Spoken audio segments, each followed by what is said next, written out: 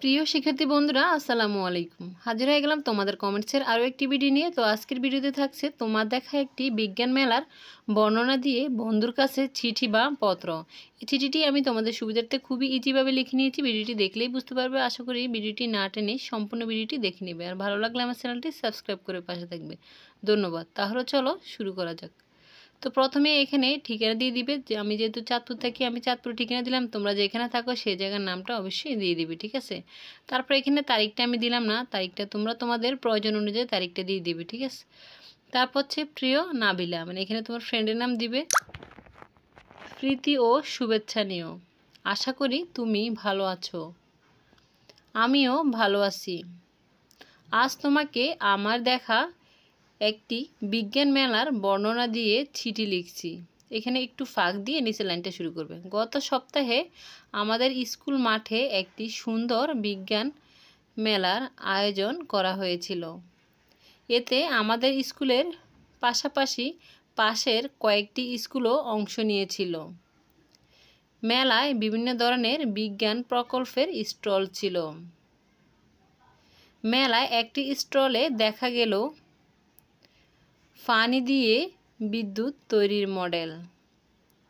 আরেকটি স্টলে ছিল সোলার প্যানেল দিয়ে বাতি জ্বালানোর ব্যবস্থা। সবচেয়ে ভালো লেগেছে রোবট মডেলটি, সেটি মানুষের মতো কথা বলতে পারত। এটা দেখে সত্যি খুব আনন্দ পেয়েছি। এছাড়া মেলায় অনেক শিক্ষামূলক পোস্টার ও ব্যানার ছিল। মেলায় অনেক শিক্ষার্থী, অভিভাবক এবং অতিথি এসেছিলেন। সবাই খুব আগ্রহ নিয়ে মডেলগুলো দেখছিলেন। বিজ্ঞান শিক্ষকেরা বিভিন্ন বিষয় আমাদের বুঝিয়ে দিচ্ছিলেন।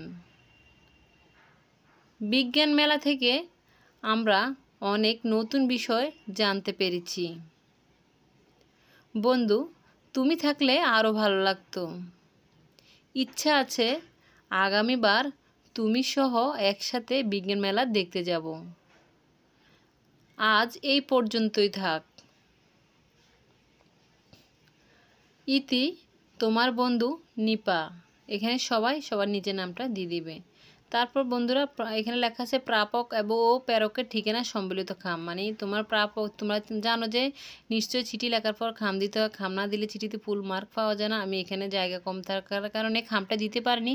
তোমরা অবশ্যই প্রেরক ও প্রাপকের ঠিকানা সহ খাম দিয়ে দিবে, ঠিক আছে। যদি খামটা না পারো তাহলে আমার অন্য ভিডিওতে খাম দেওয়া আছে, সেখান থেকে দেখে নিতে পারো। তো তাহলে অবশ্যই খামটা দিয়ে দিবে, ঠিক আছে।